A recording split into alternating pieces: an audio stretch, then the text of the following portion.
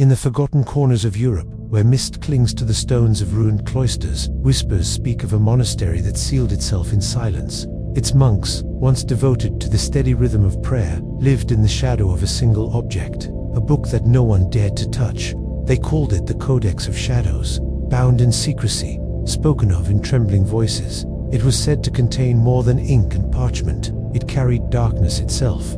Those who turned its pages did not survive unchanged. Some were driven into madness, pacing the corridors as if chased by invisible phantoms. Others perished suddenly, their lifeless bodies discovered beside the open manuscript. Fear spread through the cloister until silence itself became its only defense. The library was locked, the codex buried in dust, and the monks prayed that no one would ever find it again. But silence cannot erase memory. Stories survived, drifting through sermons, through rumors, through forgotten records hidden in archives. What kind of knowledge could unmake faith?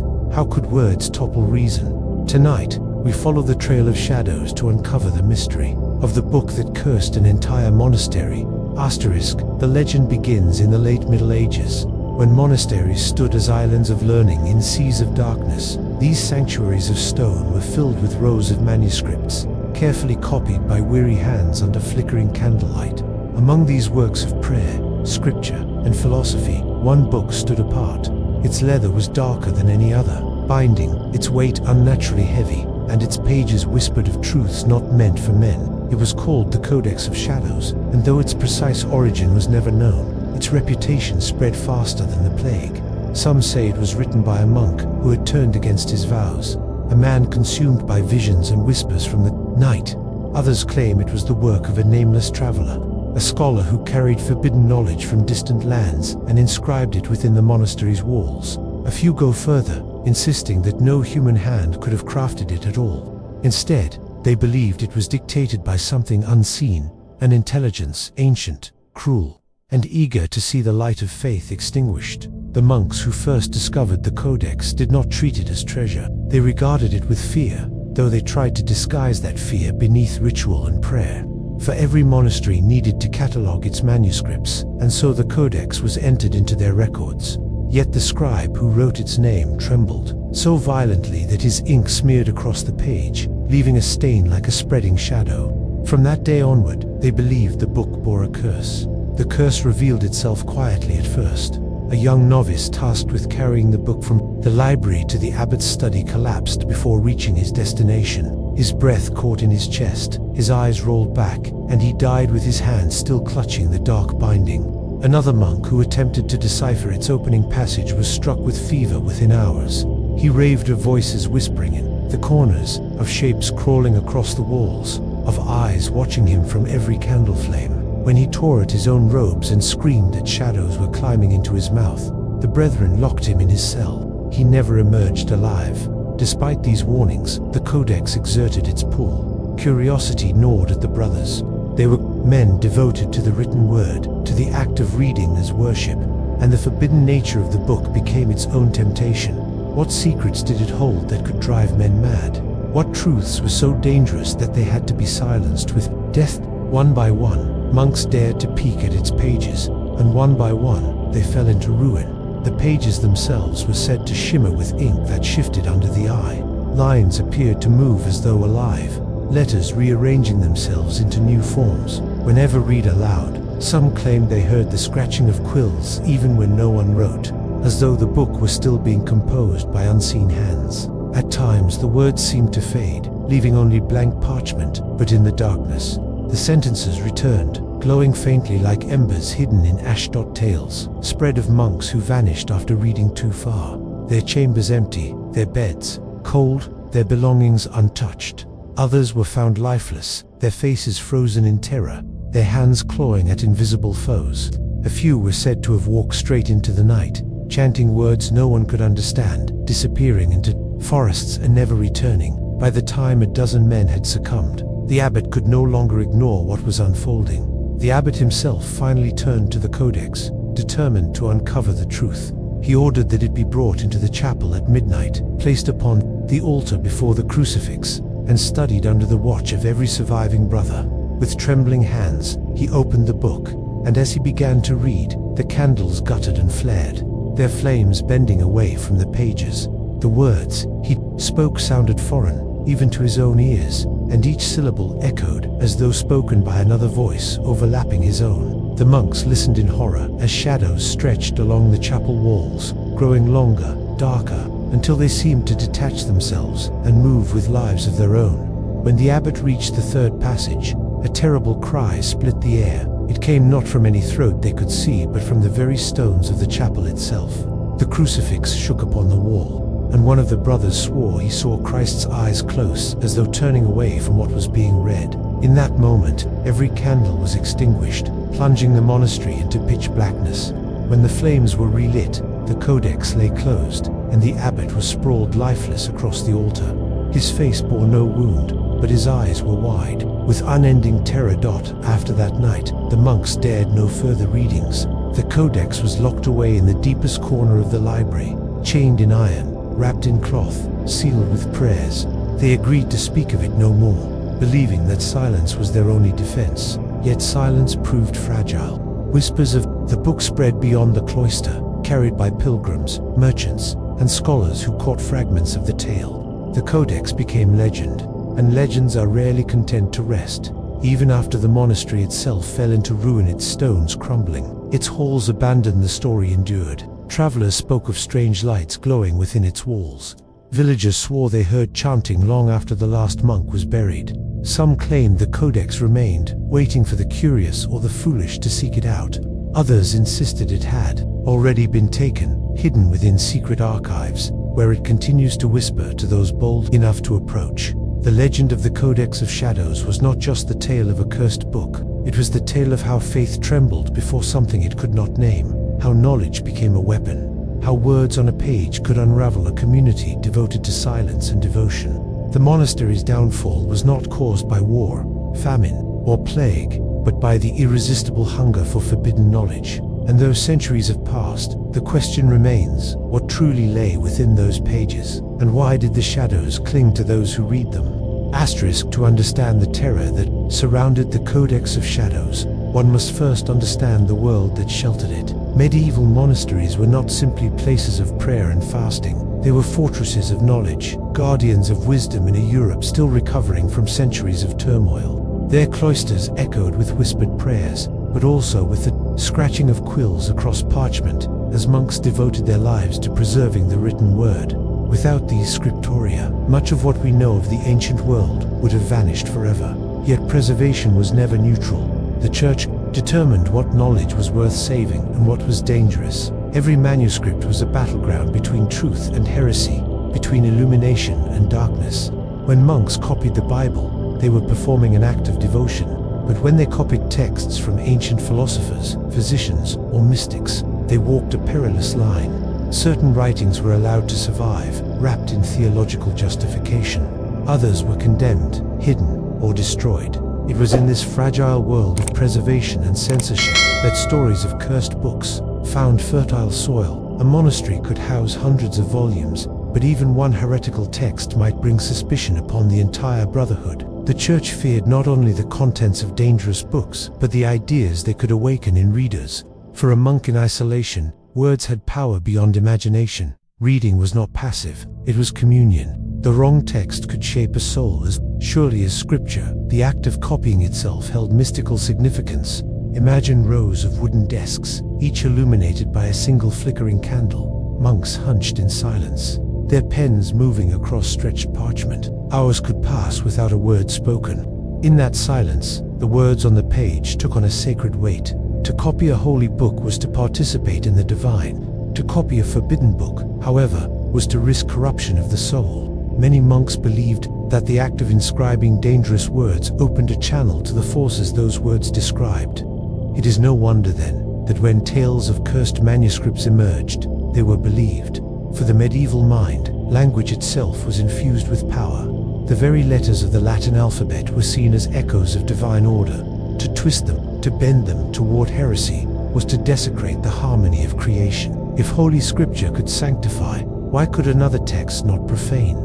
The idea of a book that could poison the mind was not metaphorical. It was real, visceral, and terrifying. Across Europe, accounts exist of texts that brought ruin upon their owners. The Church recorded grimoires seized from heretics, filled with spells, incantations, and diagrams meant to summon spirits. While some were dismissed as superstition, others were considered so dangerous they were locked away in vaults, hidden even from scholars. The Vatican itself became a labyrinth of secrecy, containing volumes deemed too corrupting for ordinary eyes. Among these, the Codex of Shadows might easily have belonged. What made monasteries particularly vulnerable was their isolation. Cut off from the bustling towns and cities, their lives were enclosed within stone walls. A single book could dominate their imagination.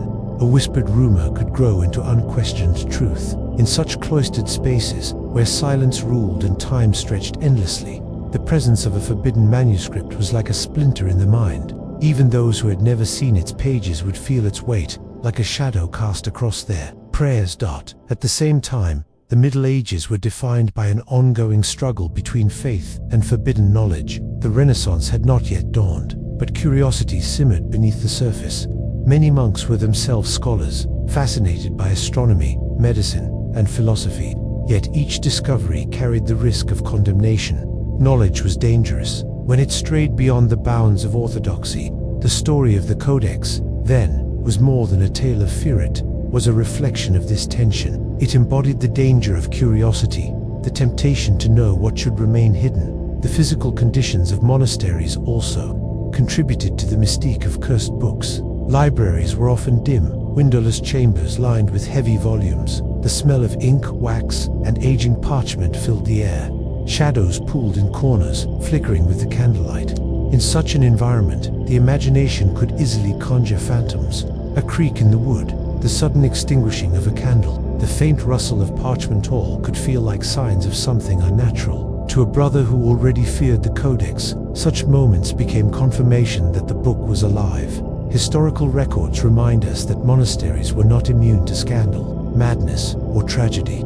Famine, disease, and political strife often claimed lives within their walls. Yet when death came near a forbidden book, the blame was never on chance. It was always on the curse. In this way, the legend of the Codex of Shadows fit perfectly into the worldview of its time. It was a story that explained the unexplainable, that gave form to the monks' deepest fears. Understanding this context does not diminish the power of the legend, it amplifies it. The Codex was not just a story told in isolation. It was a reflection of an entire culture's relationship with knowledge. In a world where books were revered as holy objects, the idea of a book that could destroy faith was profoundly terrifying. The monastery that locked it away was not simply protecting itself from superstition. It was acting on the belief that words themselves could kill. The shadow of that belief lingers. Even today, the idea of a cursed manuscript retains its allure. Perhaps it is because we, too, live in an age where information shapes our lives, where the written word can inspire, divide, or manipulate on a massive scale. For the monks, the Codex of Shadows was a book that should never have existed.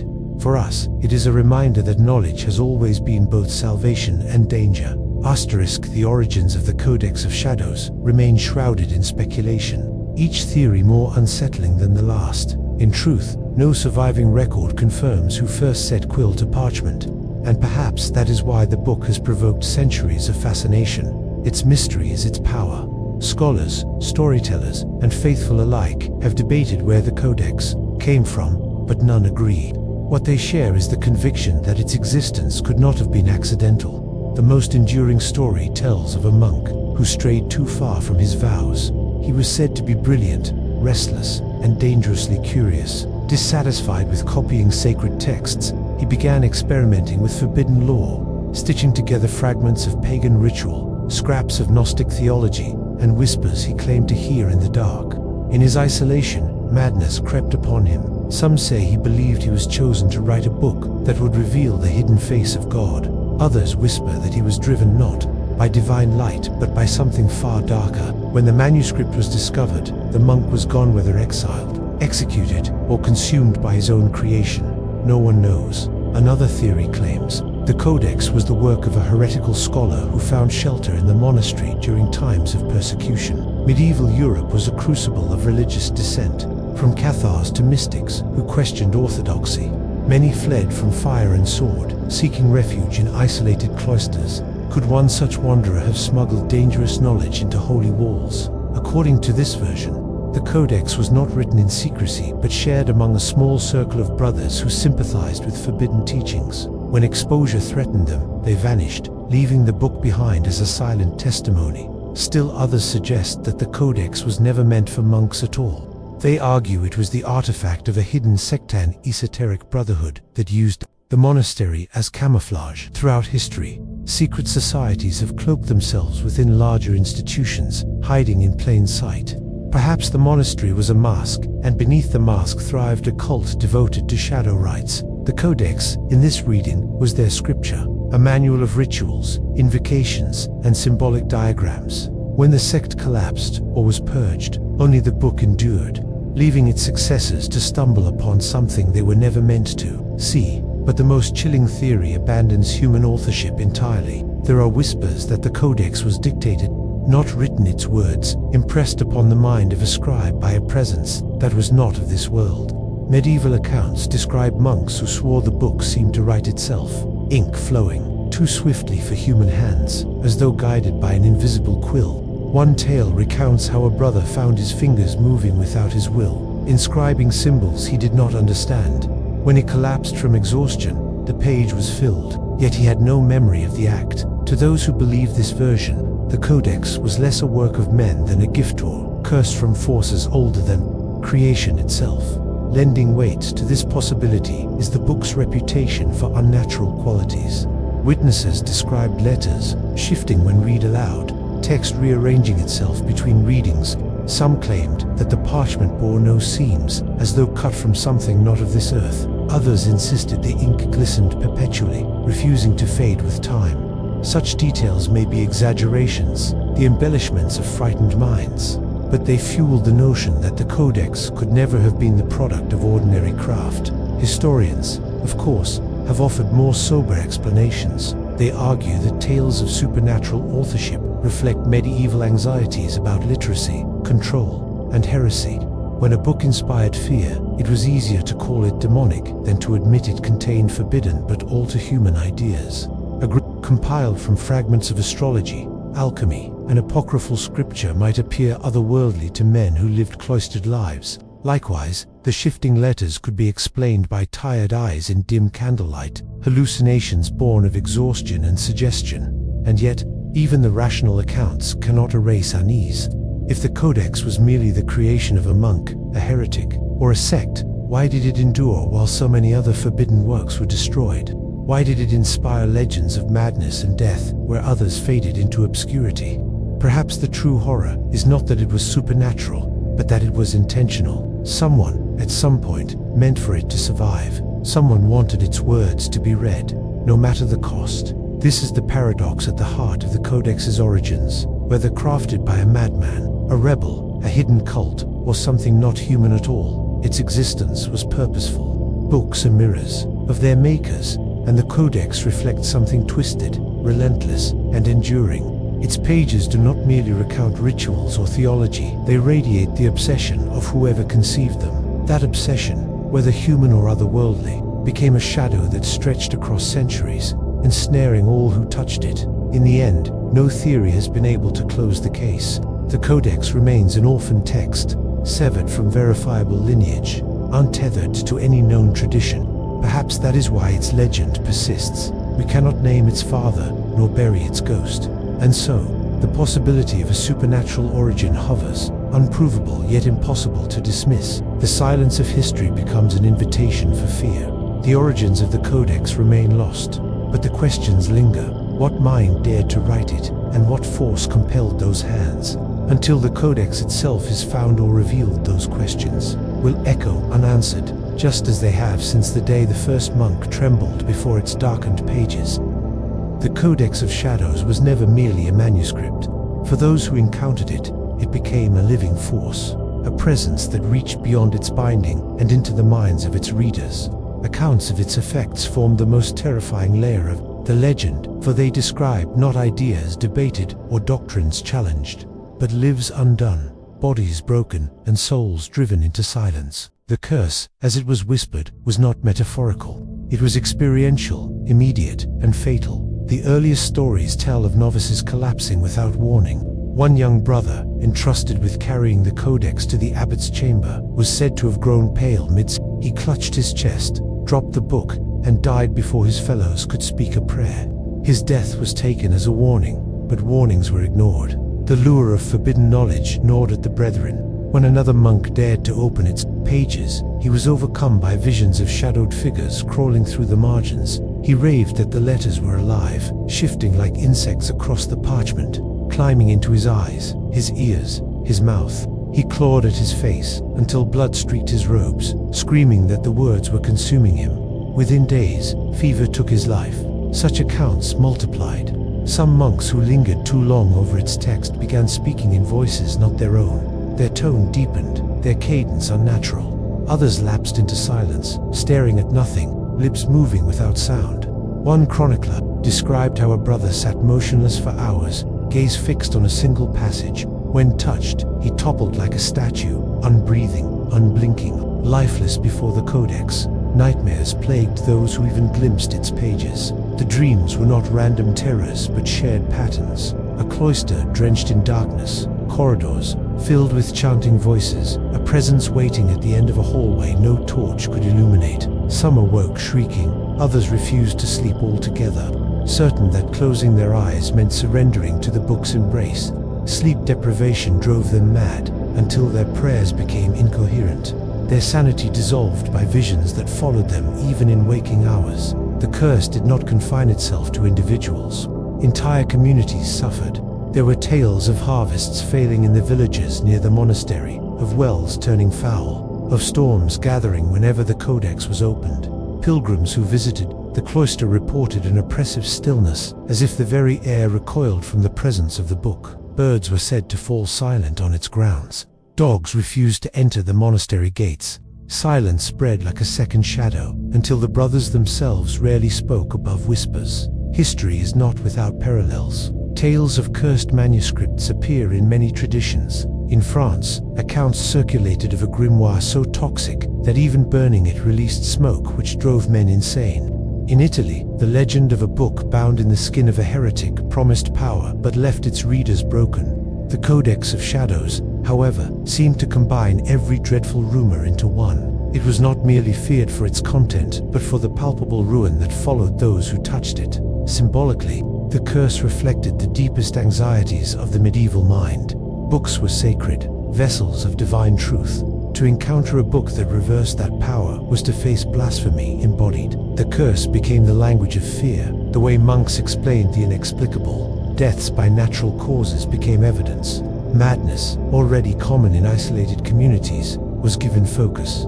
The codex was the vessel through which all unease was channeled, and yet, dismissing it as superstition alone underestimates the terror it inspired. Written records, though rare, hint at a genuine pattern of tragedy.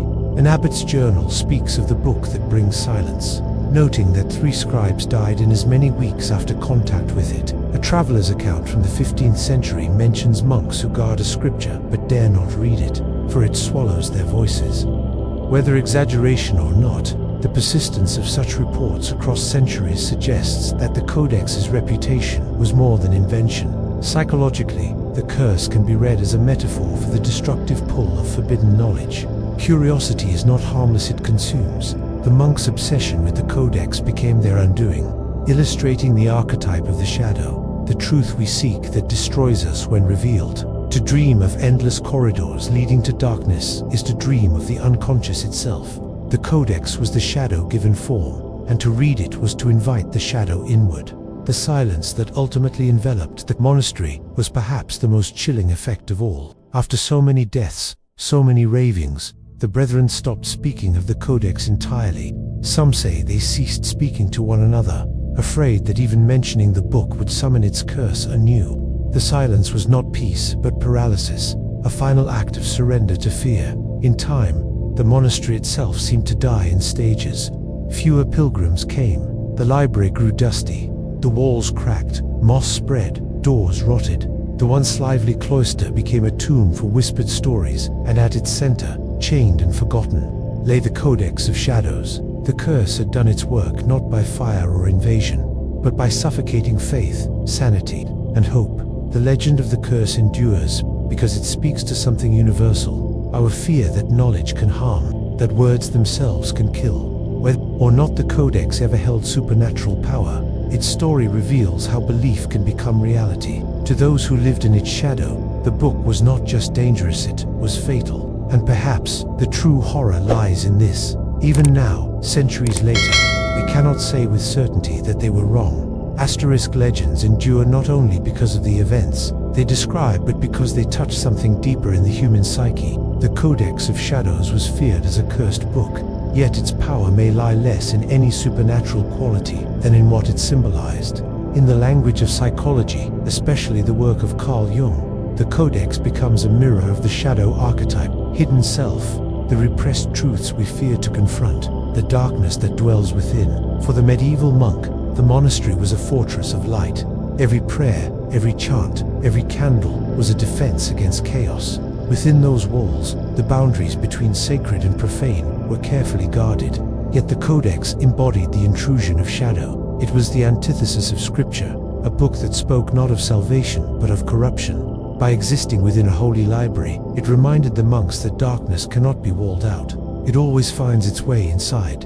Jung described the shadow as the aspects of ourselves we deny or suppress, our forbidden desires, our violent impulses, our doubts and fears. For the cloistered monk, these shadows were ever present. Celibacy, silence, and strict obedience demanded the suppression of human instincts. A single thought of lust, a single doubt about faith, a flicker of pride could feel like damnation. In such an environment, the Codex did not need to contain literal demons. It only needed to awaken the demons already lurking within. The nightmares described by those who touched the book, endless corridors, whispering voices, shapes in the dark fit perfectly with Jungian patterns. Corridors represent the unconscious, the unending paths of hidden thought. Shadows that move independently embody repressed parts of the psyche, breaking free from control. Voices in the dark are the inner conflicts we cannot silence. The Codex gave these psychological truths form, turning the unconscious into something tangible, something to be feared rather than confronted. This contrast between light and shadow was central to medieval spirituality. Light represented Christ, truth, and divine order. Darkness represented sin, heresy, and chaos. But the human mind has always known that light cannot exist without shadow. By locking away the Codex, the monks attempted to deny that truth, to exile the shadow instead of integrating it. Jung would argue that this denial only gave the shadow more power, transforming it into terror that consumed them from within. Asterisk, on a collective level, the Codex symbolized the fear of forbidden knowledge. Every society has boundaries around what it believes should not be known, whether religious, moral, or political. The book embodied the danger of crossing those boundaries. Reading it meant stepping into the shadow of the collective psyche, where suppressed truths dwell. The madness and death it allegedly caused could be seen as expressions of the mind, breaking under the weight of what it was not prepared to accept. The silence that followed the Codex's presence is perhaps the most profound symbolic act. When monks refused to speak of it, they enacted the ultimate repression, burying the shadows so deeply that even words could not acknowledge it. Silence became both shield and prison. Yet Jung would warn that what we bury returns with greater force. The enduring legend of the Codex proves him right. Centuries after the monastery's silence, the story still haunts us, refusing to be forgotten. Asterisk, on a broader scale, the Codex can be seen as a metaphor for humanity's relationship with knowledge itself. Knowledge is light when it affirms our worldview, when it strengthens what we believe to be true. But when knowledge contradicts, when it reveals uncomfortable realities, it becomes shadow. The Codex stood as the embodiment of knowledge that unsettles, knowledge that destabilizes faith rather than fortifies it. Its curse was the curse of truth, too sharp to endure. Even today, the symbolism remains potent. Modern society may no longer fear cursed manuscripts, but we continue to grapple with shadow knowledge, confronting historical atrocities, psychological trauma, or unsettling scientific truths evokes the same resistance. We silence, deny, or suppress, just as the monks did. the Codex of Shadows lingers as a reminder that our greatest fear is not the supernatural but the truths within ourselves we cannot bear to see illuminated. Ultimately, the Codex's legend is less about a physical book and more about a confrontation with the archetype of the shadow. It is the dark mirror in which monks saw their fears reflected, the collapse of faith, the corruption of the soul, the fragility of order. By fearing the Codex, they externalized what truly haunted them, themselves. The shadow they chained in the library was only the shadow they could not reconcile in their own hearts. The terror of the Codex lies in this symbolic truth. Whether or not it ever contained curses or rituals, it embodied the hidden darkness that no prayer could dispel. To read it was to confront the repressed self, and for many, that confrontation was unbearable. In this sense, the Codex of Shadows is not only a relic of legend, but a timeless metaphor. It shows us that the most dangerous book is not the one filled with demons, but the one that forces us to recognize the demons within. Whispers about the Codex of Shadows often dwell not only on its curse, but on its content. What exactly lay within its pages that could drive men into madness or summon death upon a cloister? While the true text has never surfaced, legends describe it as a manual of forbidden rites, an instruction not for salvation but for communion with powers that dwell in darkness. Its chapters, they say, contain summoning invocations, blood, rituals, and dangerous philosophies that challenged the very foundations of Christian faith. Comparisons are often made to other grimoires, the medieval books of magic that circulated in whispered secrecy. The Key of Solomon, perhaps the most famous, was said to teach methods of invoking angels and commanding spirits. The Picatrix, a work of astrology and magic from the Islamic world, described complex talismans meant to bend cosmic forces to human will. The Codex Gigas, known as the Devil's Bible, was rumored to have been written in a single night by a monk who bargained with Satan himself. Within this lineage of forbidden works, the Codex of Shadows finds its place as both cousin and rival, but the Codex was darker still. Where other grimoires balanced invocations with prayers of protection, the Codex reportedly abandoned safety altogether. Rituals began not with supplication to God, but with invocations of shadow. Some tales insist that its first lines called not upon angels or saints, but upon silence itself, an emptiness in which hidden forces could be made manifest. By refusing the light, the book opened directly into the dark. Blood is said to have played a central role in its instructions. Several accounts describe rites in which readers were commanded to inscribe symbols upon their own flesh, binding themselves to whatever presence answered. Drops of blood on the page were thought to animate the words, causing them to shift and glow. Whether these descriptions were literal practices or metaphors for sacrifice, they served to heighten the book's reputation as a text that demanded more than curiosity. It demanded the body, the life, the soul of its reader. Other fragments point toward dualistic philosophy. Medieval Europe was haunted by movements like the Cathars, who believed in two divine forces, one of light and one of darkness. To Orthodox Christianity, such dualism was heresy, undermining the supremacy of God. The Codex, it seems, may have contained echoes of such belief, portraying shadow not merely as evil, but as an equal power to light. If true, the book did not only corrupt individuals, it subverted the entire cosmology of faith. To read it was to consider a universe where good and evil were balanced, where darkness was not a foe to be defeated, but a truth to be embraced.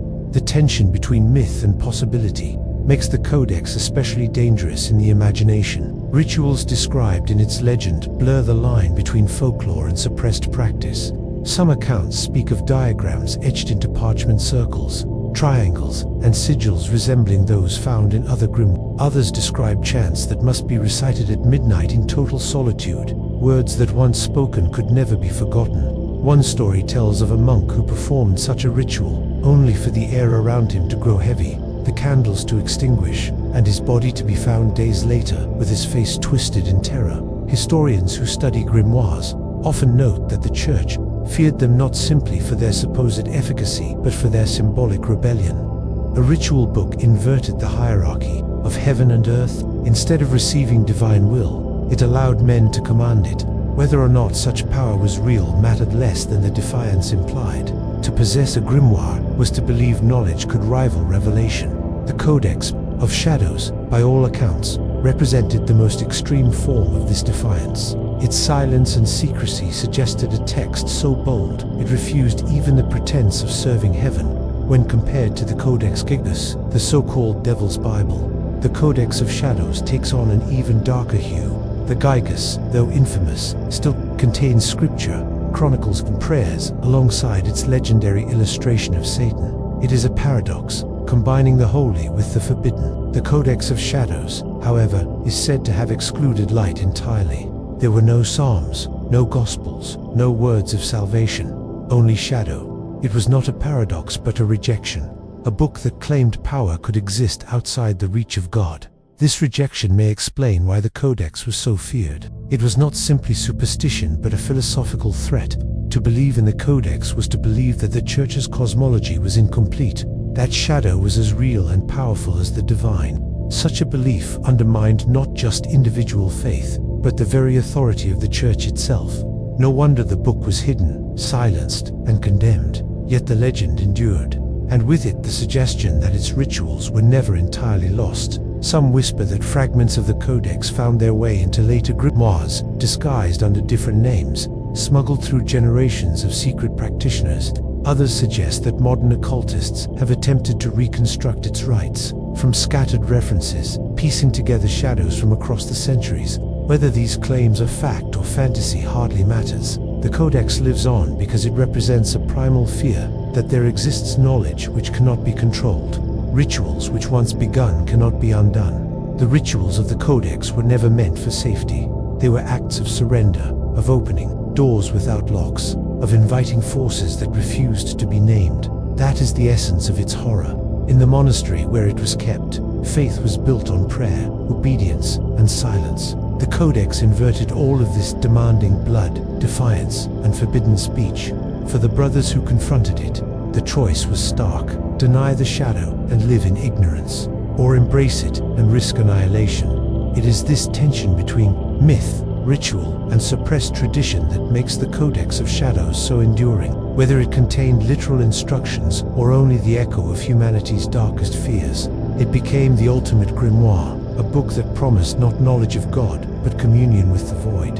And in that promise lay both fascination and terror, a temptation so profound that even chains, prayers, and silence could not erase it from memory. For centuries, the Codex of Shadows has hovered between history and legend, a phantom text whose reputation exceeds the evidence for its existence. Scholars, theologians, and occult researchers have all attempted to answer the same question. Was it a hoax, a political weapon, or a genuine manuscript lost to time? The debates are as fascinating as they are inconclusive, and each interpretation reveals more about the fears and desires of those who pursue the mystery. Some historians argue that the Codex was nothing more than rumor, a fabrication born within the monastery itself. They suggest that tales of madness and death were exaggerated to explain natural misfortunes, illnesses, accidents, or psychological breakdowns that plagued isolated communities. In this view, the Codex was never a real book, but a narrative constructed to protect the monastery from scrutiny. By attributing tragedies to a cursed manuscript, the monks could shift blame away from their own failures, deflecting suspicion onto an object of myth. Others approached the Codex as a political tool. In medieval Europe, monasteries often competed for influence, land, and patronage. A reputation for guarding dangerous knowledge could elevate a cloister's status, attracting both fearful pilgrims and wealthy patrons eager to see such power contained. By claiming possession of a cursed book, the monastery may have positioned itself as a battleground of good and evil, legitimizing its importance in the cosmic struggle. If true, the Codex was not a curse but a clever invention, an early form of propaganda wrapped in ink and parchment. Yet some theologians take a more cautious stance. They argue that the Codex may have been a genuine manuscript, but one filled with heretical or esoteric content rather than supernatural power. Medieval history is littered with texts that challenged orthodox Gnostic gospels, Cathar scriptures, alchemical treatises. Many of these were condemned, suppressed, or destroyed, surviving only in fragments. The Codex could have belonged to this lineage, its memory surviving because its contents were particularly scandalous. To such scholars, the true curse of the Codex was not demonic but doctrinal. It dared to question the absolutes of faith. Occult researchers, however, approached the Codex differently. For them, the book represents not a hoax or a theological dispute, but a genuine grimoire, one that contained rituals too dangerous to be preserved openly. They point to the parallels with the Codex Gigas, the Key of Solomon, and other legendary works. They note how suppressed grimoires often reappear centuries later, their pages rediscovered in private collections or hidden libraries. If such texts could survive, why not the Codex of Shadows? They argue that its absence from official archives may itself be proof of its authenticity, that it was deliberately erased, hidden within the labyrinth of the Vatican Library, or destroyed in secret by those who feared its return. Indeed, the Vatican has long been a focal point in debates over the Codex. Its archives, vast and notoriously inaccessible, hold countless manuscripts deemed too dangerous, heretical, or embarrassing to release. Researchers speculate that if the Codex ever existed, it might still lie sealed within those walls, its pages untouched for centuries. Whispers of restricted collections and vanished catalogue entries only deepen suspicion. To some, the Vatican's silence is confirmation. To others, it is evidence that the Codex was never more than rumor, inflated by conspiracy and speculation. Another layer of controversy concerns the reliability of the sources that mention the Codex. Surviving references are sparse, often couched in vague language. One abbot's chronicle speaks of the book that brings silence without naming it directly. A traveler's account describes monks who guard a scripture of shadows, yet offers no proof. Critics argue that such descriptions are too ambiguous to confirm the existence of a single, identifiable text. Supporters counter that ambiguity was deliberate, a way of acknowledging the Codex without inviting danger by naming it outright. Modern scholars are equally divided. Some literary historians argue that the Codex belongs to the same category as medieval legends of witches, Sabbaths, or pacts with the devil stories that reveal cultural anxieties rather than historical facts. Others insist that the persistence of the tale across centuries and regions hints at something more tangible. If it were pure invention, they argue, why has the legend endured when countless other superstitions faded into obscurity? This tension between authority and truth is what makes the Codex so compelling. Official institutions, monasteries, universities, the church either denied or ignored it. Folklore, however, preserved it. Whose version of reality should we trust? The polished records of authority, which tell us what is safe to believe, or the ragged whispers of legend, which insist there is more lurking in the shadows? In the end, no consensus emerges. The Codex remains suspended between categories, too detailed to be dismissed, too elusive to be proven. Perhaps that is its greatest power. By existing in ambiguity, it forces us to confront the fragility of truth itself. The historian may call it a hoax, the theologian a heresy, the occultist a hidden grimoire. Each speaks from conviction, but none can silence the legend. And so, the debates continue. Was the Codex of Shadows a fabrication born of fear, a political invention, a heretical text, or a genuine book of forbidden rituals? The answer may never be found. What is certain is that the Codex thrives in the space between doubt and belief, where authority falters and mystery takes hold. And in that space, it continues to whisper, daring us to ask, what if the shadows were real all along? Asterisk, the Codex of Shadows may be a tale from the medieval past, yet its themes feel eerily familiar. The idea of cursed knowledge truths too dangerous to be known has never disappeared.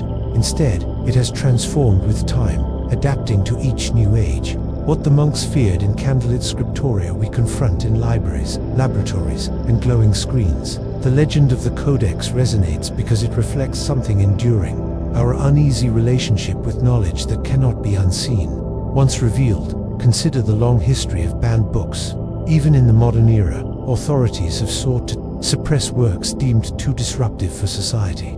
From revolutionary political texts to novels accused of corrupting morals, the act of censorship reflects the same anxiety that haunted the monastery. If words can change minds, if they can destabilize order, then certain words must be silenced. Like the Codex, these books acquire an aura of danger, not only for their content, but for their forbidden status. To hold them becomes an act of defiance, and to read them is to flirt with the possibility of transformation. The digital age has intensified this paradox. Information now spreads at the speed of light, and yet secrecy remains as powerful as ever. Leaked documents, classified files, and data dumps often echo the same dynamic as the Codex. Knowledge hidden away, deemed too dangerous for the public, yet irresistible once exposed. The allure of the forbidden has not changed. Just as monks once whispered about the Codex, we now whisper about what governments conceal, what corporations suppress, what secrets lie buried in servers and encrypted vaults. The question is not whether such knowledge exists, but whether we are prepared to face it. The psychological pull of forbidden knowledge remains universal. Curiosity is hardwired into us, and boundaries only sharpen its edge. The Codex teaches the same lesson as modern scandals. When something is declared dangerous or unspeakable, we want it all the more. What could be so powerful that it must be silenced? What truths could unravel the foundations of our world? The risk of madness or ruin does not weaken the temptation, it heightens it. The forbidden is seductive precisely because it promises to show us what others are too afraid to reveal. In science, too, we find echoes of the Codex. Secret laboratories, genetic experiments, and artificial intelligence projects are often framed with the same language of dread. The fear is not simply that they exist, but that they may cross a threshold humanity is not prepared to handle. Just as monks feared that the Codex opened a door to shadow, we fear technologies that may open doors we cannot close. Artificial intelligence, nuclear research, and genetic engineering all carry the aura of knowledge that could unmake us if used without restraint. The legend of cursed books becomes a metaphor for our own uneasy progress. AI, in particular, has become a modern codex. It is a creation that promises power but stirs fear. Could it generate truths beyond our control, or manipulate reality itself?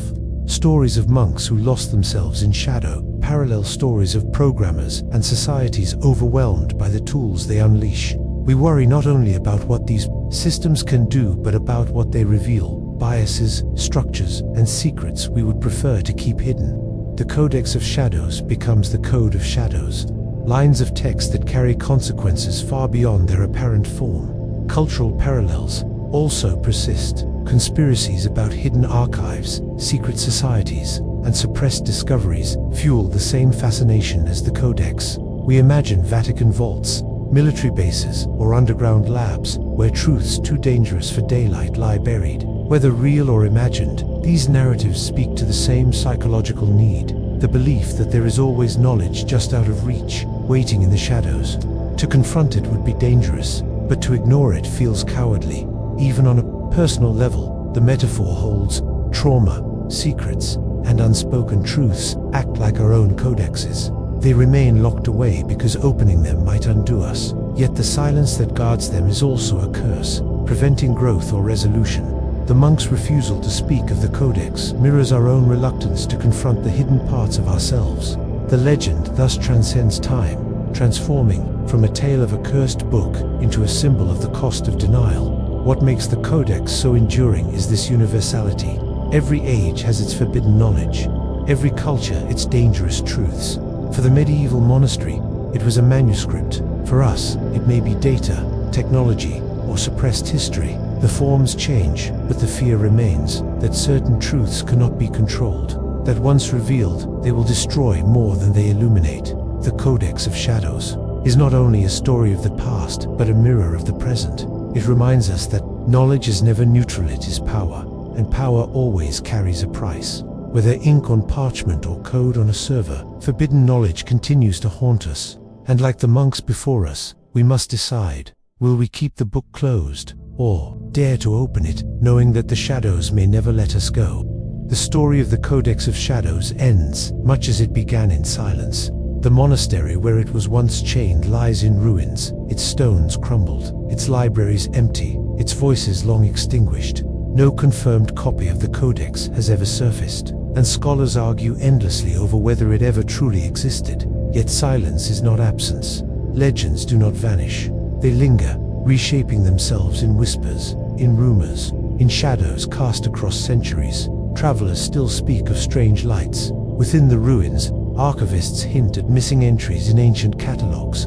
Occultists claim fragments of the Codex circulate in secret, passed hand to hand beyond the reach of authorities. Whether these tales are truth or invention scarcely matters, for the power of the Codex lies not only in its pages, but in the fear it inspires. And so the question endures: if the Codex were uncovered today, chained within some forgotten archive, or unearthed from beneath monastery stones, would we dare to open it? Would we, like the monks before us, risk our sanity to glimpse forbidden truths? Or would we seal it away once more, acknowledging that some knowledge does not belong to the living?